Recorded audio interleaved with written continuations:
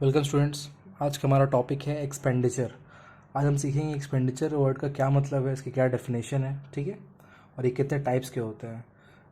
तो एक्सपेंडिचर की मैं बात करूँ तो मैंने ऑलरेडी डेफिनेशन ऑलरेडी लिखी हुई है, which is any disbursement. Disbursement का मतलब होता है डिस्ट्रीब्यूशन।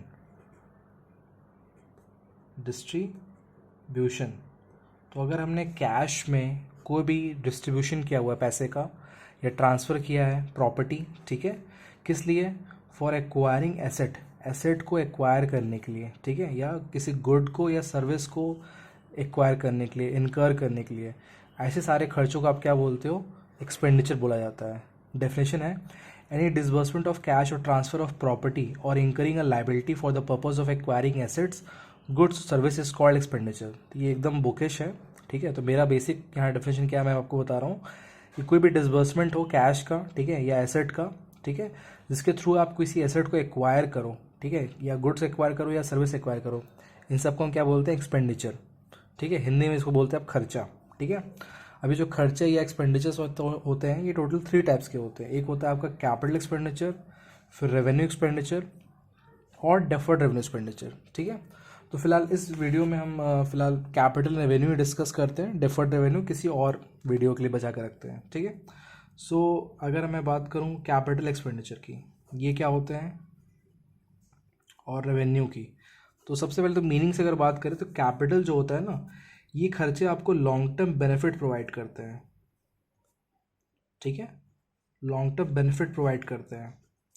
और जो रेवेन्यू खर्चे होते हैं ये आपको शॉर्ट टर्म बेनिफिट प्रोवाइड करते हैं, ठीक है, शॉर्ट टर्म बेनिफिट। जनरली ये 1 ईयर का होने वाला है, विद इन अ ईयर आपको इसका बेनिफिट मिल जाता है, ठीक है। इन कैपिटल एक्सपेंडिचर करने से क्या होता है कि आप कोई एसेट एक्वायर करते हो, ठीक है। किसी एसेट का ना क्या होता है? एक्विजिशन होता है, आप खरीदते हो, आपके नाम पे कोई एसेट आता है, एक्विजिशन होती है। बट रेवेन्यू एक्सपेंडिचर से क्या होते हैं? एसेट्स की जो वैल्यू होती है ये मेंटेन होती है। एसेट्स को मेंटेन करने में जो खर्चा होता है उसको आप रेवेन्यू एक्सपेंडिचर बोलते हो। जैसे मान लो फॉर एग्जांपल अगर आप बिल्डिंग खरीद रहे हो, बिल्डिंग का परचेज, ये आपके लिए it is a capital expenditure.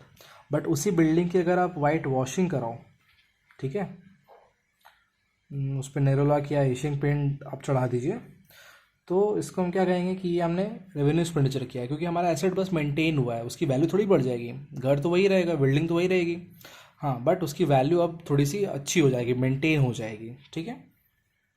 उसके बाद एक और चीज़ हम यहाँ पे बात करें तो capital expenditure increases the earning capacity. ये बिजनेस की अर्निंग कैपेसिटी को बढ़ाता है। अगर आप ऐसे खर्चे करोगे तो आपकी बिजनेस की अर्निंग कैपेसिटी बढ़ जाएगी। जैसे मशीनरी वगैरह, आपके पास एक मशीनरी आप 2 खरीद लो, 3 खरीद लो, तो जाहिर सी बात है आप ज़्यादा प्रोडक्शन कर पाओगे, ठीक है। बट रेवेन्यू एक्सपेंडिचर क्या करता है? ये सिंपली मेंटेन करता है।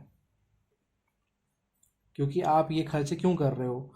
बिजनेस को डे टू डे ऑपरेट करने के लिए, डे टू डे ऑपरेशंस पे, ठीक है।